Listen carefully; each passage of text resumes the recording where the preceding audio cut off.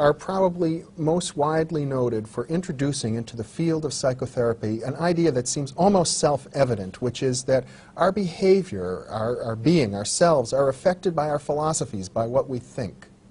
Right. And also, conversely, I introduced many years ago, when I first formed RET, Rational Motive Therapy, the idea that our thinking is also affected by our behavior and our feelings. Mm-hmm.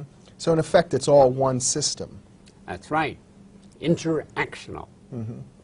And that system can therefore obviously be affected by dealing with any part of it, I would assume, behavior, emotions, or cognition or thoughts. Right, but profoundly, if you profoundly change your philosophy, your thinking, then you're more likely, in all probability, to profoundly change your feeling and your behavior, especially your disturbed feeling and your disturbed behavior. And you drew on the ancient philosophers and sort of coming to the notion that philosophy itself could be a form of psychotherapy. At that point, you broke away from psychoanalysis and developed a form of cognitive therapy. Yes, I practiced and was a psychoanalyst for a while, but then I discovered that it didn't work, and I have a gene for efficiency, while poor Sigmund Freud had a gene for inefficiency, so I went back to my hobby since the age of 16, philosophy, the philosophy of the ancients, largely of Epictetus and Marcus Aurelius, and in the East of Confucius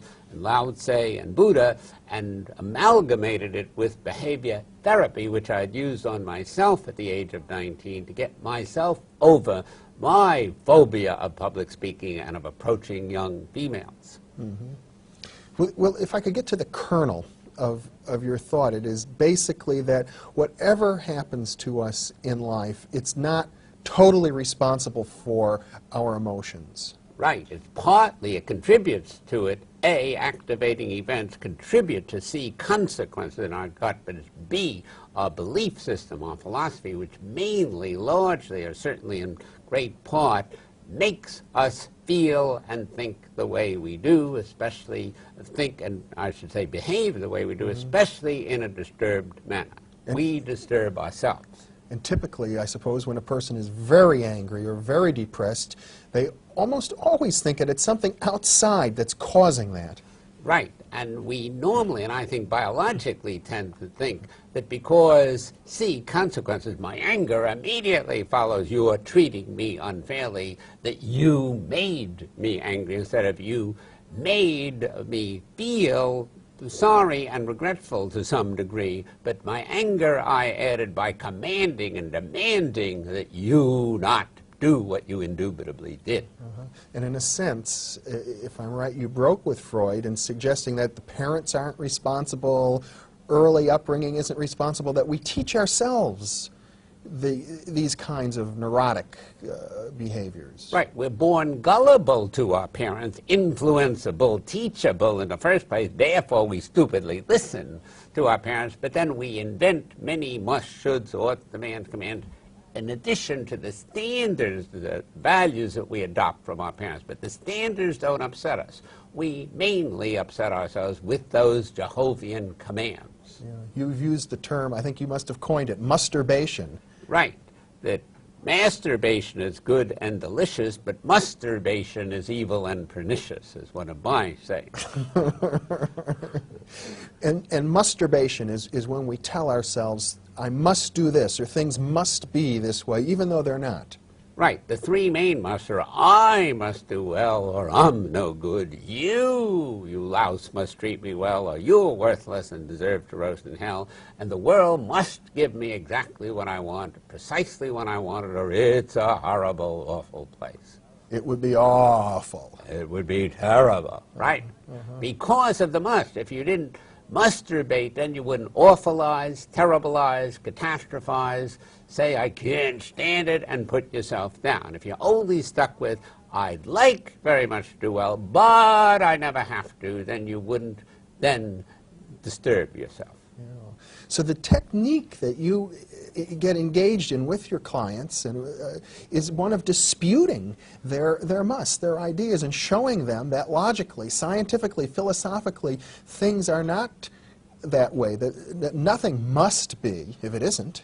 The technique is a scientific method, and we say, and we're the only cognitive behavioral therapy which does say, that when you think anti-scientifically, devoutly, really piously, dogmatically, which is inflexible and anti-scientific, then you disturb yourself. Therefore, we use the flexible scientific method to get you philosophically and otherwise to undisturb yourself. Now, many people, I think particularly the Freudian school of therapy, would suggest that simply being told by your therapist that you're thinking things wrong isn't going to make a bit of difference, that you'll continue with the same old behaviors anyway. And we would agree that being told it or told where you got it, which you didn't get it from your sacred mother and father, won't help you.